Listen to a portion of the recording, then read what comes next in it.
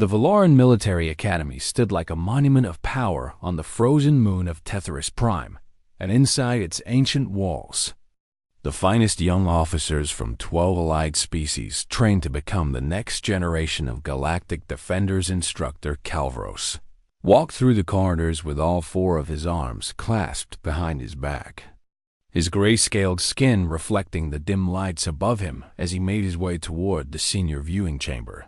He had served the Drethian fleet for 40 years before taking this teaching position, and in all that time, he had never been asked to deliver a lesson quite like the one he would give today. The senior cadets were already waiting when he arrived, their various forms filling the curved seats of the chamber. Cadet Virith sat in the front row, his amphibian eyes blinking slowly as he reviewed notes on his datapad.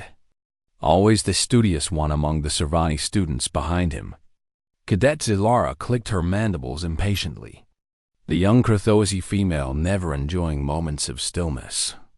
Her insectoid body designed for motion and rapid response, and in the back row, taking up 3 seats by himself, sat Cadet Torvin, the massive Gorthian warrior whose species had conquered 6 systems before. Joining the alliance, Calvaros sealed the door behind him and moved to the center of the room. "Today we study a new species," he announced, his voice carrying the weight of decades of experience. Torvin let out a rumbling laugh that shook the seats around him. "Another primitive world to catalog, instructor?" the Gorthian asked with obvious boredom. "Let me guess. They have just discovered fire, and we must decide if they are worth monitoring." Several other cadets chuckled at this, but Calvaros did not smile. "The species is called humanity," he continued, ignoring the interruption. "They come from a world they call Earth, a planet in the outer spiral arm of this galaxy."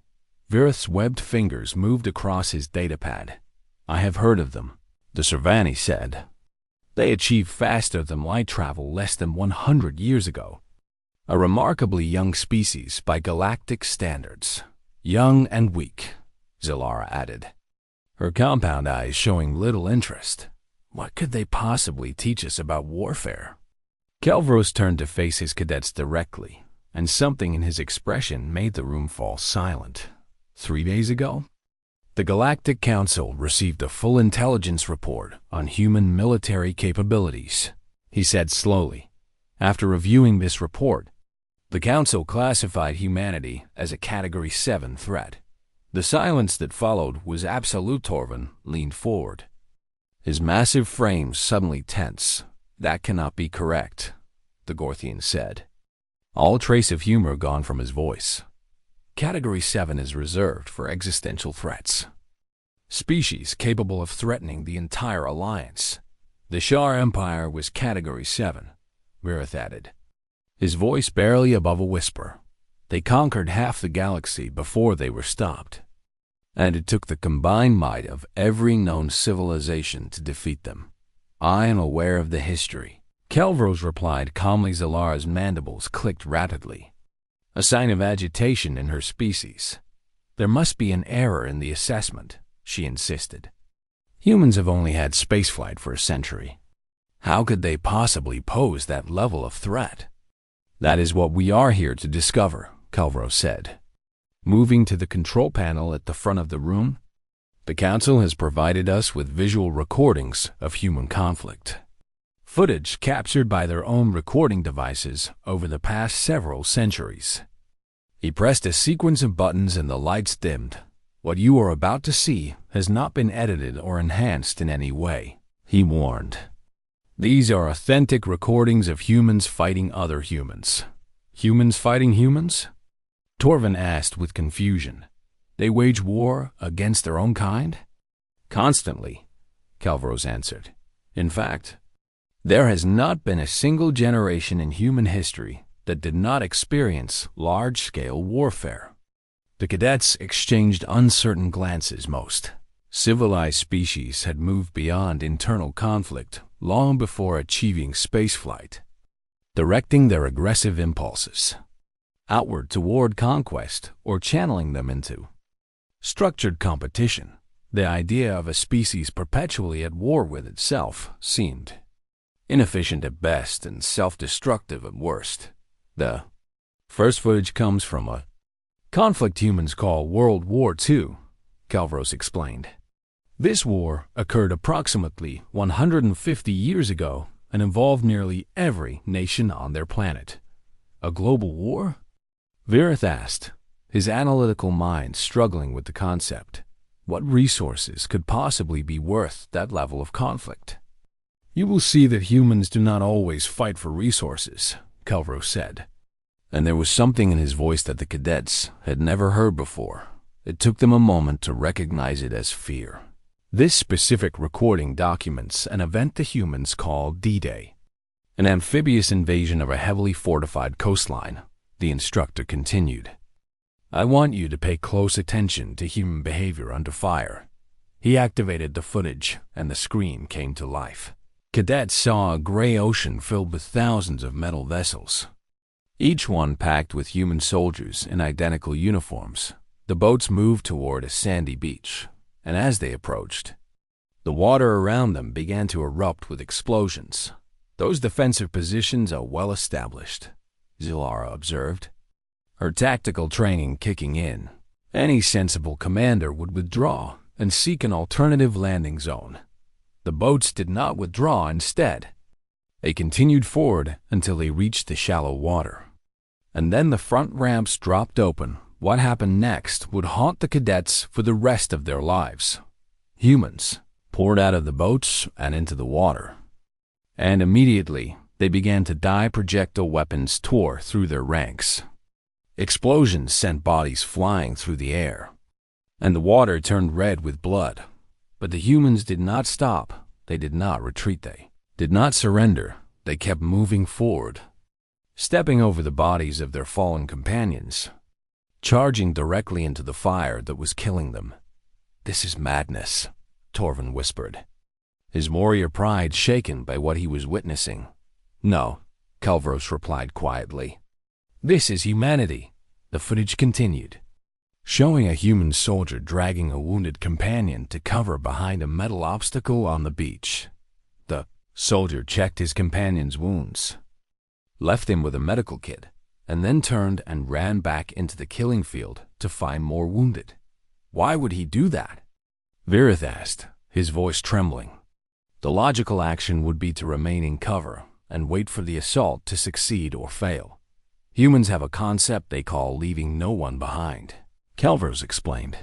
They will risk their own lives, even sacrifice their own lives to save others. On the screen, the soldier fell as a projectile struck his shoulder, but he got back up and kept moving. Zalara's compound eyes were fixed on the display, her mandibles completely still for the first time any of her classmates could remember. Instructor, she said slowly, what was the outcome of this battle? Calvros turned to face his cadets, and his expression was grim. The humans won, he said simply. They took that beach, and within a year, they had won the entire war. The chamber fell silent as the footage continued to play, and the cadets watched humans die by the thousands while pushing ever forward, and somewhere in the back of their minds, a terrible thought began to form. If this was what humans did to each other, what would they do to an enemy that threatened everything they loved? The viewing chamber remained dark as the footage continued to play, and the alien cadets sat in stunned silence as they witnessed something. Their military training had never prepared them for instructor. Calvros paused the recording and allowed his students a moment to process what they had seen. Cadet Torvin was the first to speak, his deep voice lacking its usual confidence. In my culture, we honor warriors who fight with skill and strength, the Gorthian said slowly. But what we just witnessed was not skill. It was something else entirely.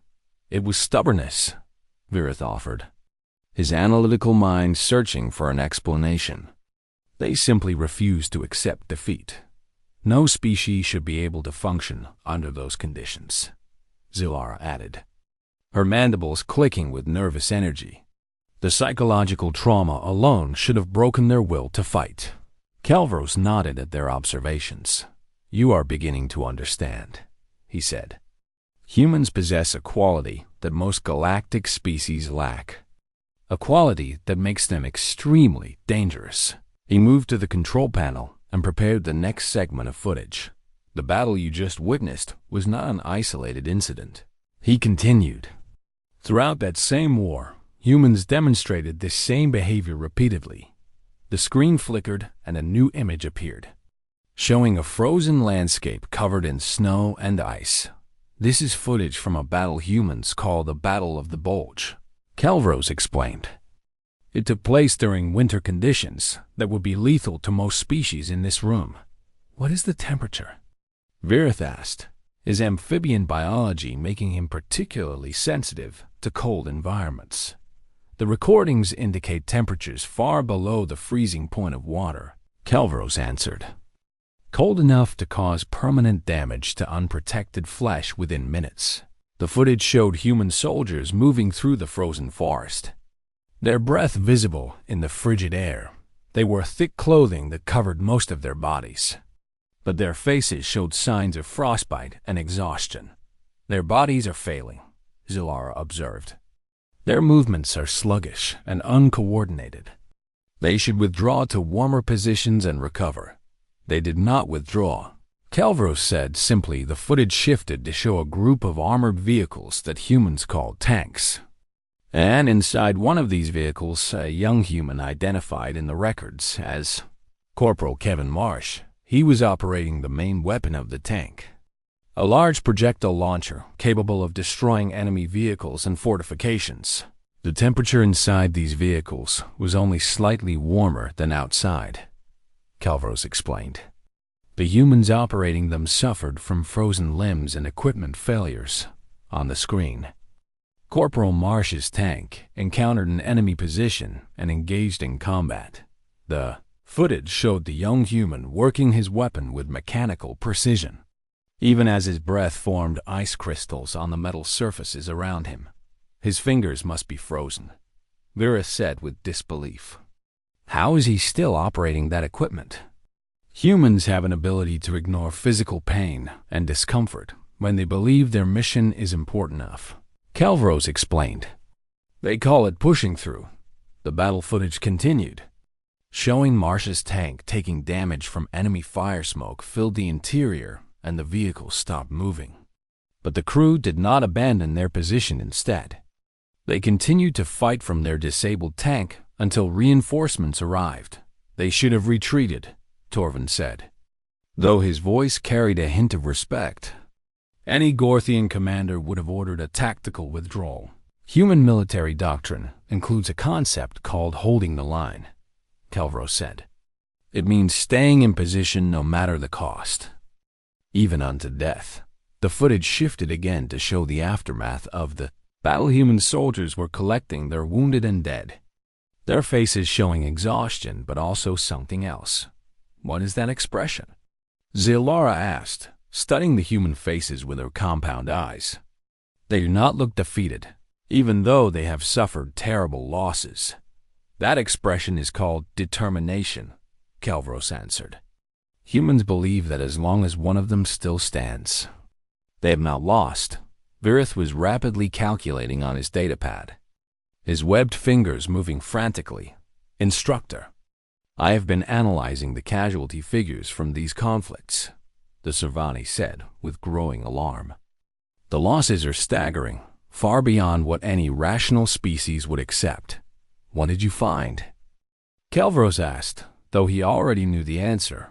"In the war we have been watching, humans lost approximately 70 to 80 million individuals," Virith said, his voice trembling. "That represents a significant percentage of their total population at the time." The other cadets turned to stare at him. 70 million dead, and they kept fighting? Torvin asked with disbelief. "They did not just keep fighting," Calvros said. "They won. And then they rebuilt their civilization within a single generation." The chamber fell silent as the weight of that statement settled over the cadets. "I do not understand," Zilara finally said.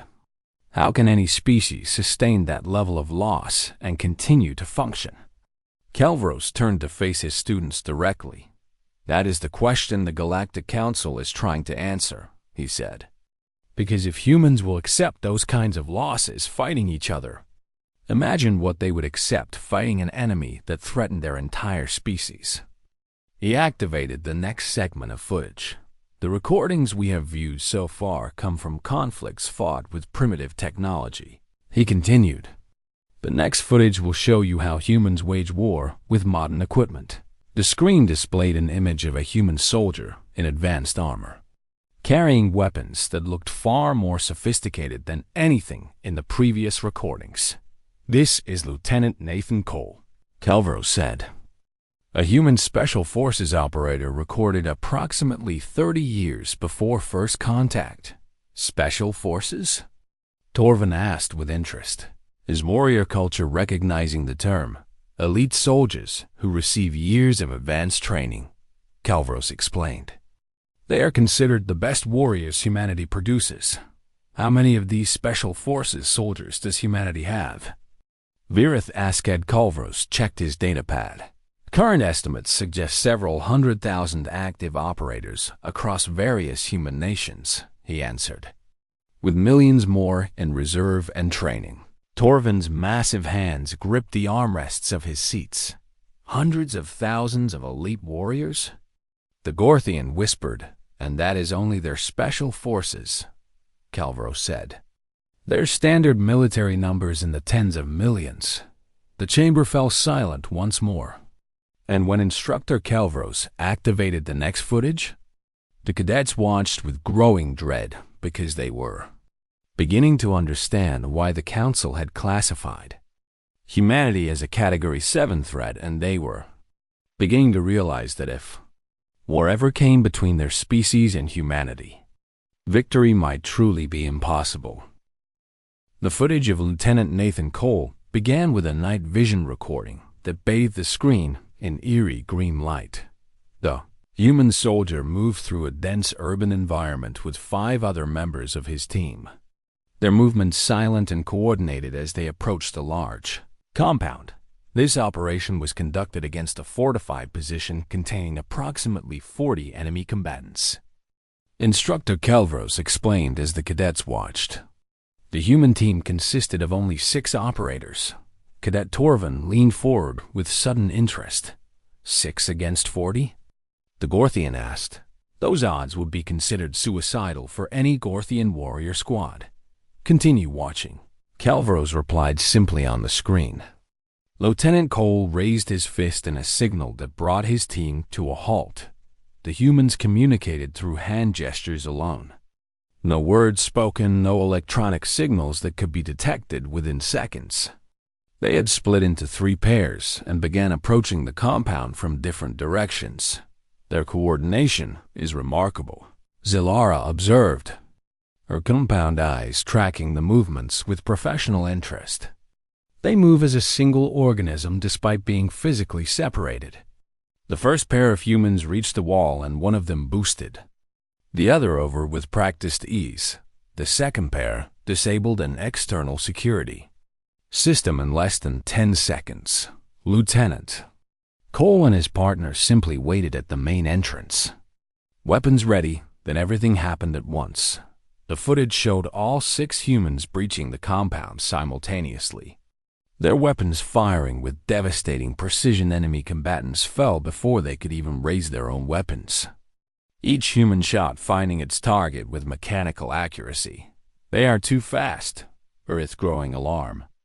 My calculations indicate they are making targeting decisions faster than should be biologically possible. Humans have refined their combat training over thousands of years, Calvros explained. Their Special Forces operators train until their responses become automatic, requiring no conscious thought. The footage continued, showing Lieutenant Cole moving through a hallway with his weapon raised. An enemy appeared around a corner less than 2 meters away. But Cole reacted first. His weapon discharged twice, and the enemy fell before completing his turn. That reaction time rivals my own species, Zilara said. her voice carrying genuine shock. And the Krathosi are known throughout the galaxy for our reflexes. Human reaction time improves dramatically under stress, Calvro said. Their bodies release chemicals that enhance their physical and mental capabilities during combat. They become more dangerous when threatened. Torvin asked, most species become less effective under stress. Humans are not most species. Calvros replied, the operation ended in less than 4 minutes. All 40 enemy combatants were eliminated. And Lieutenant Cole's team suffered 0 casualties. The footage ended with the 6 humans gathering outside the compound, checking each other for injuries with calm professionalism. That was not a battle, Virith said quietly. That was an execution, Calvros nodded grimly. And that footage is 30 years old, he reminded them. Human capabilities have continued to advance. Since then, he switched to a new recording that showed a different type of combat. This footage was captured in bright daylight in an urban environment filled with destroyed buildings and abandoned vehicles. A squad of human soldiers was moving through the rubble, and at their head was a female human identified as Sergeant Megan Torres. A female leading a combat squad? Torvin asked with curiosity. In Gorthian culture, females are protected from warfare. Human females serve in all combat roles, Calvros explained. They have proven equally capable of violence as their male counterparts. The footage showed Sergeant Torres directing her squad through a dangerous intersection enemy. Fire suddenly erupted from multiple positions, and one of her soldiers fell with wounds to his leg. What happened next made even Torvin flinch. Torres sprinted across open ground through a storm of projectiles, reaching her wounded soldier and dragging him behind cover. She immediately began treating his wounds with medical supplies from her pack, her hands steady despite the bullets impacting around her. She is a medic, Zilara observed. Our role is to heal, not to fight. Watch, Calvros said simply, as Torres worked on her patient. An enemy combatant appeared from a nearby building. Without hesitation, she drew a sidearm and fired 3 shots, eliminating the threat. Then she returned to treating her patient as if nothing had happened. She transitioned from healer to killer and back to healer in less than 2 seconds. Virith calculated, his voice hollow. That level of role flexibility should not be possible. Human soldiers are trained to be adaptable, Calvros explained. Every human can fight. Every human can heal. Every human can lead if necessary. The footage continued, showing Torres completing her medical treatment and then picking up her primary weapon. She took command of the squad and led them in a counterattack that overwhelmed the enemy positions.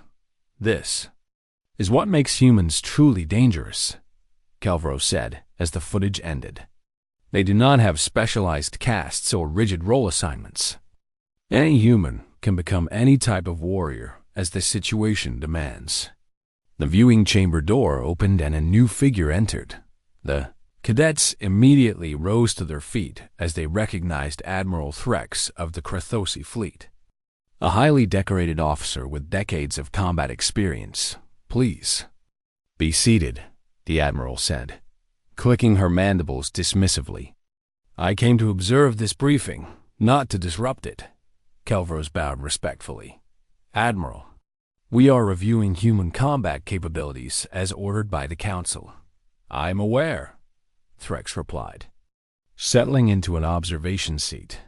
Though I must admit, I find this concern over a primitive species somewhat exaggerated.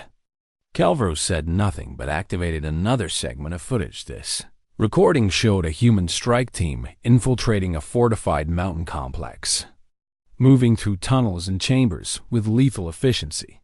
These are more of the Special Forces operators? The Admiral asked with mild interest.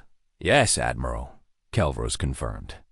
This operation was conducted at high altitude with limited oxygen in complete darkness, against a heavily defended position. The footage showed the humans eliminating defenders one by one. Their movements coordinated despite the challenging conditions. The target of this operation was a single individual, Calvros explained. The humans conducted this raid across hostile territory. At extreme risk, to eliminate one enemy, one individual? Admiral Threx asked, her compound eyes narrowing. Why would they commit such resources for a single target? Because that individual had harmed humans, Calvros said. And humans do not forget those who harm them. The Admiral fell silent as she watched the footage conclude with the successful elimination of the target when the recording ended. She did not speak for a long moment. How many operations like this have humans conducted? She finally asked. Thousands, Calvros answered.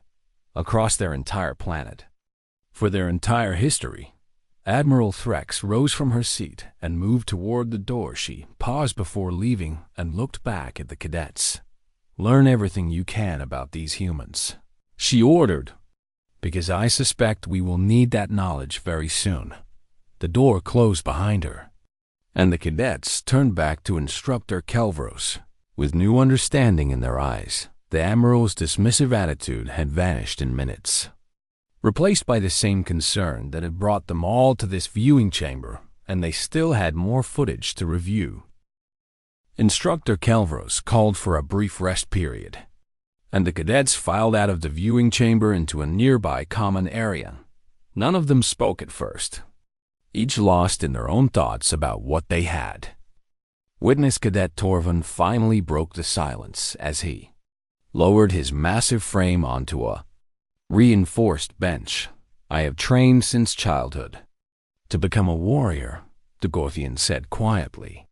My people conquered 6 star systems through strength and courage.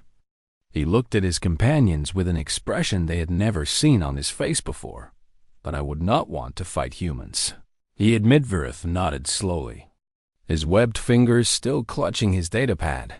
I have been running scenarios since the briefing began, the Servani said. Every tactical model I create ends the same way. How does it end? Zilara asked, with unsustainable losses for whichever force opposes the humans. Virith answered. Their willingness to accept casualties changes every equation.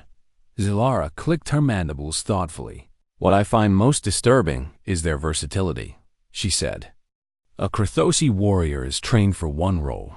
A scout remains a scout. A heavy assault trooper remains a heavy assault trooper. But humans can shift between roles instantly. Torvin finished for her. A healer becomes a killer. A killer becomes a leader. A leader becomes a sacrifice. The word hung in the air between them, sacrifice. They had all seen it in the footage. Humans throwing themselves into certain death to protect others or complete objectives. It defied every principle of rational warfare. Why do they do it? Zilara asked. Why would any creature willingly die when survival is possible? Perhaps the next footage will explain, Virith suggested. The instructor mentioned psychological elements. They finished their rest period in contemplative silence and returned to the viewing chamber. Calvros was waiting for them, his forearms folded across his chest. Before we continue with combat footage, he said, the Council has provided us with intercepted human communications. He activated the display, but instead of battle footage, the screen showed a young human male in military uniform sitting at a small desk. This is Private First Class Tyler Dunn, Calvros explained. This recording was captured by his own equipment. A personal message intended for his family. The human on screen began to speak, and translation software converted his words to Galactic Standard. Hey, Mom. Hey, Dad. Tyler said, his voice calm but carrying hints of emotion. I know you worry about me out here, but I want you to know that I am okay. The cadets watched in silence as the young human continued. Tomorrow we are moving out on a big operation, Tyler said. I cannot tell you the details, but it is going to be dangerous. He paused and looked away from the recording device for a moment. I have been thinking a lot about why I am here, he continued, and I want you to understand something. The young human looked directly into the recording device. "If something happens to me tomorrow, I need you to know that I chose this," he said. "I chose to be here because there are people back home who cannot be here." His voice grew stronger as he spoke. "There are kids who will never have to see what I have seen. Families who will never have to experience what these people have experienced. And that is worth fighting for," Tyler smiled. Though his eyes glistened with moisture, "I am not afraid," he said, "because I know that what I am doing matters. I am protecting people who cannot protect themselves. And there is no greater honor than that." The recording ended, and the chamber fell silent. "I do not understand," Zilara said finally. He spoke of protecting people he has never met, people he will never know. Why would he risk his life for strangers? "This is the core of human psychology," Kelvros explained. "They form abstract connections to concepts like family, nation, and species." "Abstract connections?"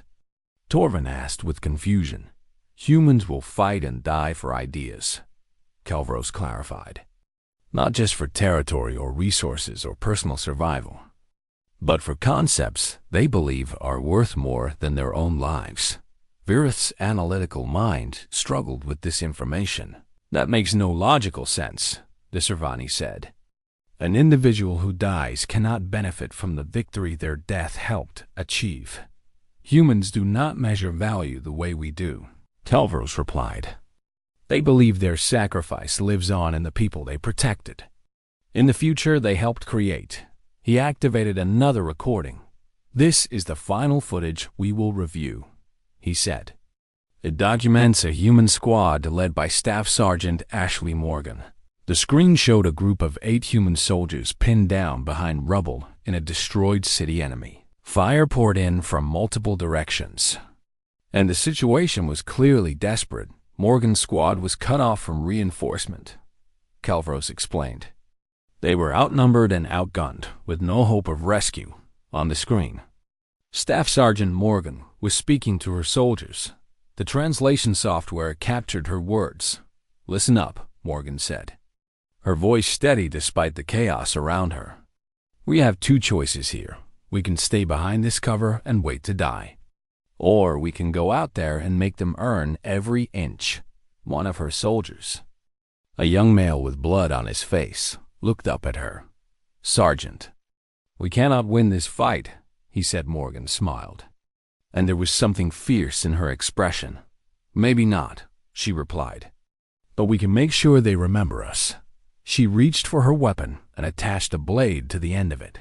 "Fix bayonets." She ordered. The other soldiers exchanged glances, and then one by one, they attached their own blades on my signal. "We go over this wall, and we do not stop until we reach their lines," Morgan said. "Stay together, watch each other, and make every shot count." She looked at each of her soldiers in turn. "Has been an honor serving with you," she said. Simply then, she stood up and charged. Directly at the enemy positions, her soldiers followed. Without hesitation, the footage captured the charge in brutal detail, showing the humans sprinting across open ground while enemy fire tore the air around them. 2 soldiers fell in the first seconds, but the others did not slow. They reached the first enemy position and engaged in close combat, their blades and weapons creating chaos among the defenders. Morgan led from the front, her weapon firing and stabbing in continuous motion. She took a wound to her side but kept fighting. She took another wound to her arm but kept fighting. The enemy line began to waver as the humans cut through their ranks with savage determination. "They are actually breaking through," Zilara whispered with disbelief.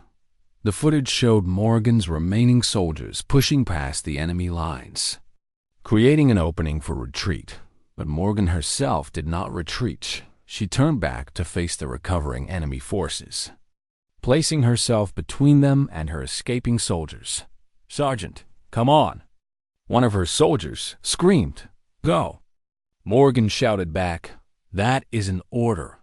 She charged back into the enemy alone, Her weapon blazing the footage captured her final moments as she bought. Precious seconds for her squad to escape when the recording ended. The chamber was absolutely silent. Staff Sergeant Ashley Morgan was posthumously awarded humanity's highest military honor. Calvros said quietly. Our actions saved 5 of her 8 soldiers. Torvin's massive hands were trembling. She chose death, he said, his voice barely audible. She chose death so that others could live. That is what humans do, Calvros replied. They sacrifice themselves for each other, for their families, for their nations, for their species. He turned to face his cadets directly, and that is why victory against humanity may be impossible. He concluded, because you cannot defeat an enemy who does not fear death, who will spend every life they have to protect what they love. The cadets sat in stunned silence, understanding finally dawning in their minds. These humans were not just warriors, they were something far more dangerous. They were believers. Instructor Calvros deactivated the viewing screen and turned to face his cadets as the chamber. Lights slowly brightened. The young officers sat in their seats with expressions that ranged from shock to fear to reluctant respect. None of them were the same beings who had entered this room with mockery and dismissal in their hearts. You now understand why the Council has classified humanity as a Category 7 threat, Calvros said. But there is one more piece of information I must share with you. He walked to the center of the chamber and stood before his students. The footage you have viewed is not merely historical record, he continued. It was compiled as part of a threat assessment because humanity has made first contact with the Galactic Alliance. The cadets straightened in their seats. They are here? Virith asked, his voice carrying a mixture of fear and fascination. A human vessel entered Council space 3 weeks ago. Calvros confirmed. The Council has been debating how to respond ever since. Torvin rose from his seat, his massive form tense with concern. What are the options being considered? The Gorthian asked. There are 2 primary proposals, Calvros answered. The first is to launch a preemptive strike against humanity before they can become a greater threat. That would be suicide. Zilara said immediately. You have shown us what humans do when faced with extinction. They would fight until nothing remained. The second proposal? Virith asked. Calvros allowed a small smile to cross his scaled features. The second proposal is to welcome humanity as an allied species and military partner. The cadets exchanged uncertain glances. After everything we have seen, the Council would consider making them allies? Torvin asked with disbelief. Consider it from a strategic perspective. Calvros suggested. Would you rather have humans fighting against you or fighting beside you? The question hung in the air, and the answer became obvious. If humans are our allies, their strength becomes our strength, Virith calculated. Their willingness to sacrifice, their adaptability, their refusal to surrender, all of it would work in our favor. And if they are our enemies, all of those qualities would be turned against us. Zilara added. Calvros nodded approvingly.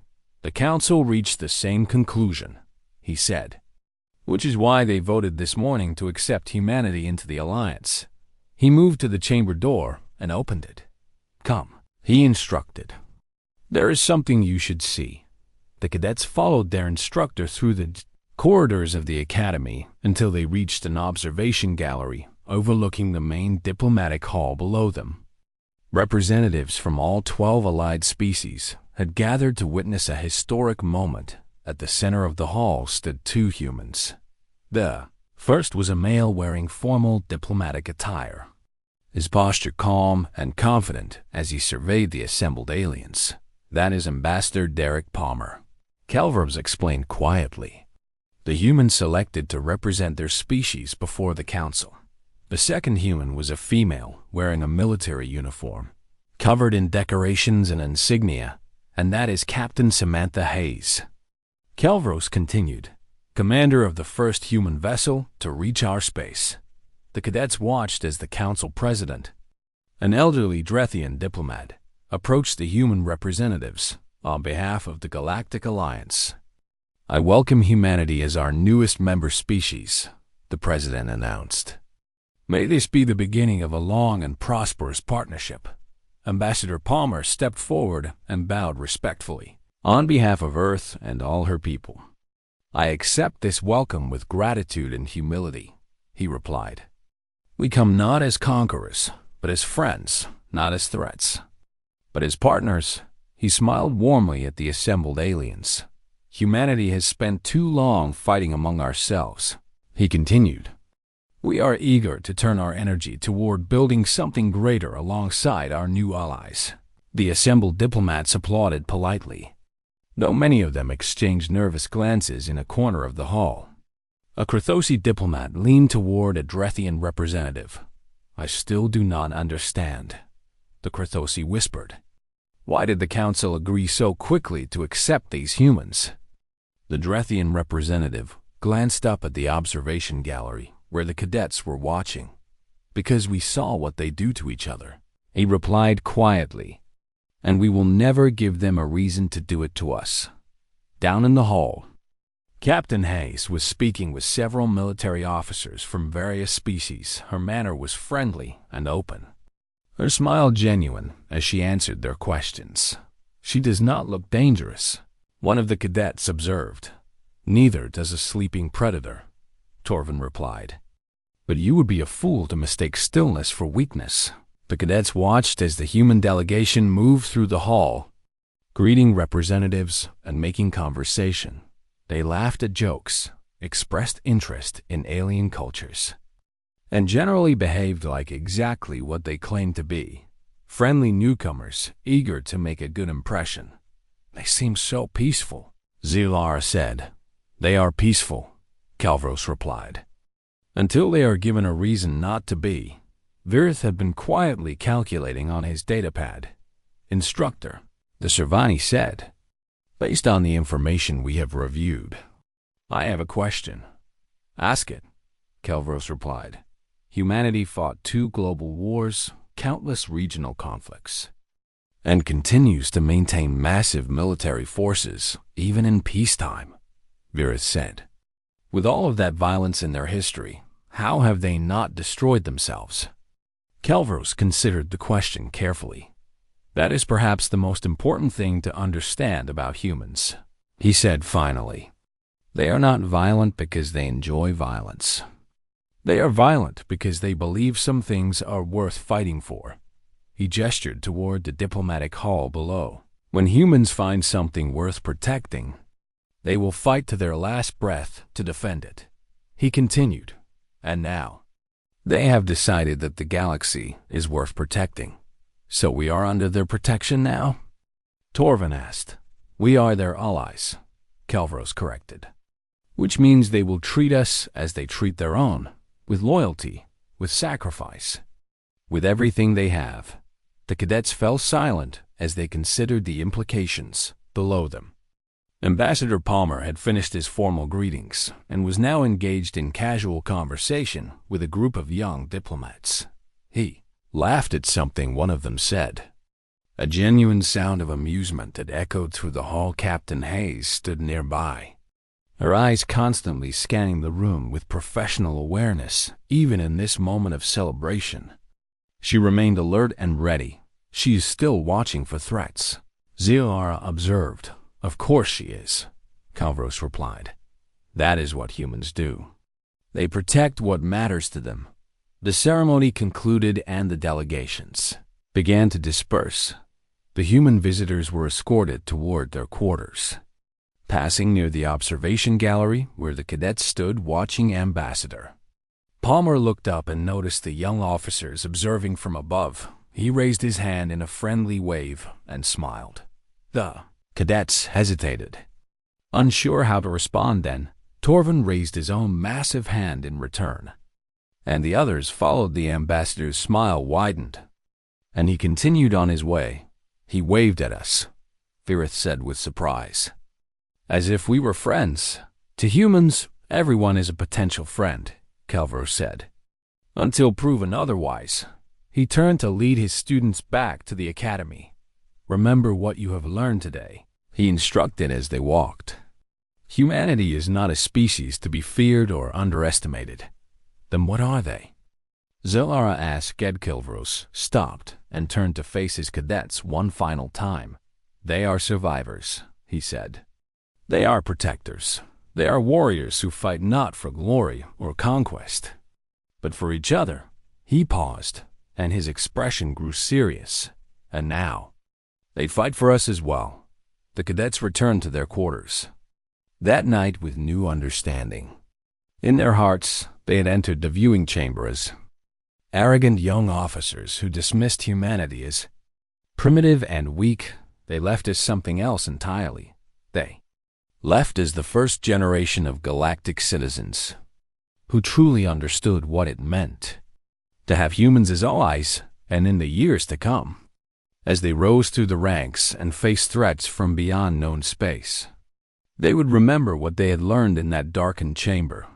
They would remember the beaches of Normandy, the frozen forests of the Bulge, the lightning raids of special forces, and the final charge of Staff Sergeant Morgan. They would remember that humans do not surrender, do not retreat, and do not abandon their allies, and they would be grateful every single day that humanity had chosen to stand beside them, because they knew with absolute certainty that victory against such a species was truly impossible.